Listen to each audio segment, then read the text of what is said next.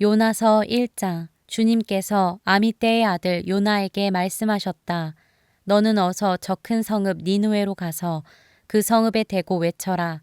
그들의 죄악이 내 앞에까지 이르렀다.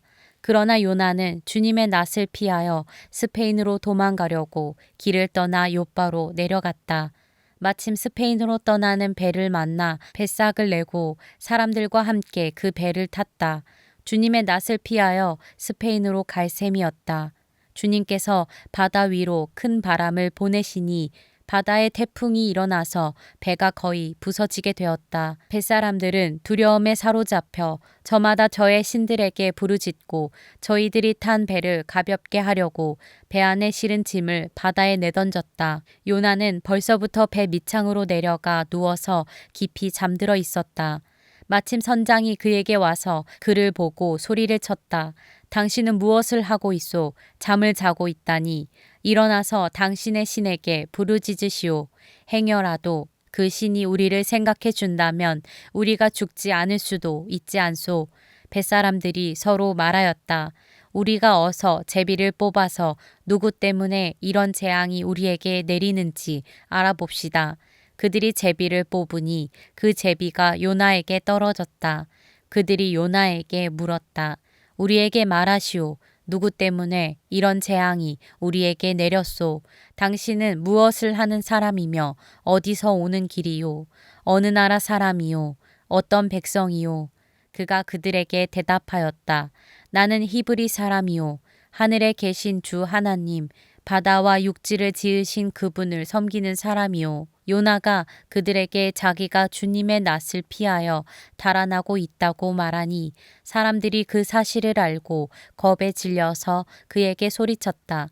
어쩌자고 당신은 이런 일을 하였소? 바다의 파도가 점점 더 거세게 일어나니 사람들이 또 그에게 물었다. 우리가 당신을 어떻게 해야 우리 앞에 저 바다가 잔잔해지겠소? 그가 그들에게 대답하였다. 나를 들어서 바다에 던지시오. 그러면 당신들 앞에 저 바다가 잔잔해질 것이오. 바로 나 때문에 이 태풍이 당신들에게 닥쳤다는 것을 나도 알고 있소. 뱃사람들은 육지로 되돌아가려고 노를 저었지만 바다의 파도가 점점 더 거세게 일어났으므로 허들이었다. 그들은 주님을 부르며 아뢰었다. 주님 빕니다.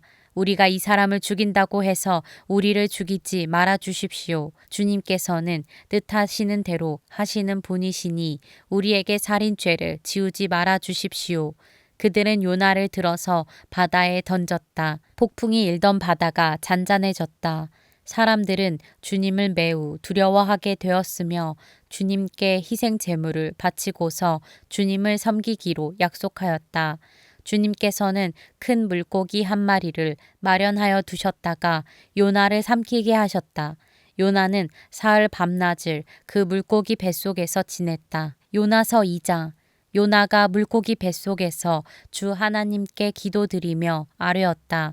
내가 고통스러울 때 주님께 불러 아뢰었더니 주님께서 내게 응답하셨습니다. 내가 수월 한가운데서 살려달라고 외쳤더니 주님께서 나의 호소를 들어주셨습니다. 주님께서 나를 바다 한가운데 깊음 속으로 던지셨으므로 큰 물결이 나를 에워싸고 주님의 파도와 큰 물결이 내 위에 넘쳤습니다.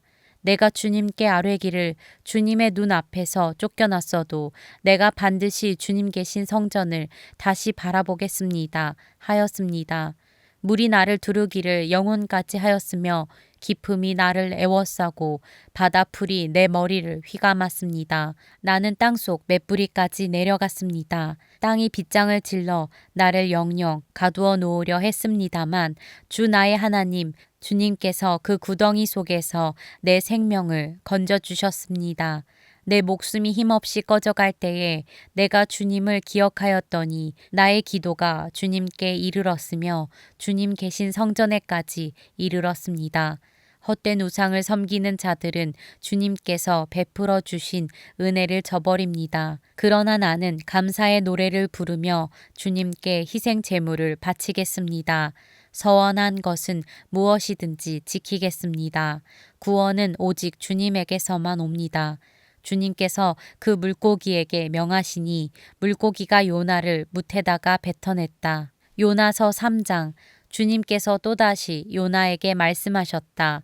너는 어서 저 큰 성읍 니느웨로 가서 이제 내가 너에게 한 말을 그 성읍에 외쳐라. 요나는 주님께서 말씀하신 대로 곧 길을 떠나 니느웨로 갔다. 니느웨는 둘러보는 데만 사흘 길이나 되는 아주 큰 성읍이다. 요나는 그 성읍으로 가서 하루 길을 걸으며 큰 소리로 외쳤다. 40일만 지나면 니느웨가 무너진다. 그러자 니느웨 백성들은 하나님의 말씀을 믿고 금식을 선포하고 그들 가운데 가장 높은 사람으로부터 가장 낮은 사람에 이르기까지 모두 굵은 베옷을 입었다. 이 소문이 니느웨의 왕에게 전해지니 그도 임금의 의자에서 일어나 걸치고 있던 임금의 옷을 벗고 굵은 베옷을 입고 잿더미에 앉았다.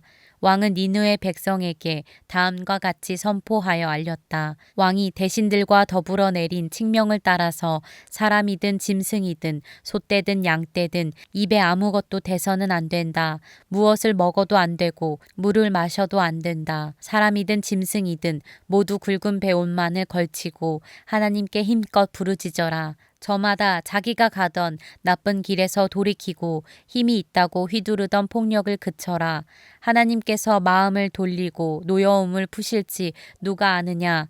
그러면 우리가 멸망하지 않을 수도 있다. 하나님께서 그들이 뉘우치는 것, 곧 그들이 저마다 자기가 가던 나쁜 길에서 돌이키시는 것을 보시고 뜻을 돌이켜 그들에게 내리시겠다고 말씀하신 재앙을 내리지 않으셨다. 요나서 4장. 요나는 이 일이 매우 못마땅하여 화가 났다. 그는 주님께 기도하며 아뢰었다. 주님, 내가 고국에 있을 때에 이렇게 될 것이라고 이미 말씀드리지 않았습니까? 내가 서둘러 스페인으로 달아났던 것도 바로 이것 때문입니다. 하나님은 은혜로우시며 자비로우시며 좀처럼 노하지 않으시며 사랑이 한없는 분이셔서 내리시려던 재앙마저 거두실 것임을 내가 알고 있었기 때문입니다. 주님, 이제는 제발 내 목숨을 나에게서 거두어 주십시오. 이렇게 사느니 차라리 죽는 것이 낫겠습니다.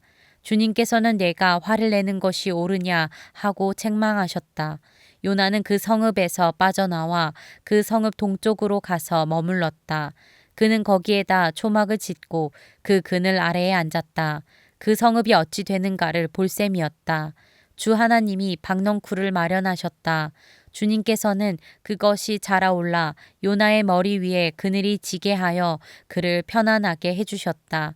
박넝쿨 때문에 요나는 기분이 무척 좋았다. 그러나 다음날 동이틀 무렵 하나님이 벌레를 한 마리 마련하셨는데 그것이 박넝쿨을 쏠아버리니 그 식물이 시들고 말았다. 해가 뜨자 하나님이 찌는 듯이 뜨거운 동풍을 마련하셨다. 햇볕이 요나의 머리 위로 내리쬐니 그는 기력을 잃고 죽기를 자청하면서 말하였다. 이렇게 사느니 차라리 죽는 것이 더 낫겠습니다. 하나님이 요나에게 말씀하셨다. 박넝쿨이 죽었다고 내가 이렇게 화를 내는 것이 옳으냐? 요나가 대답하였다.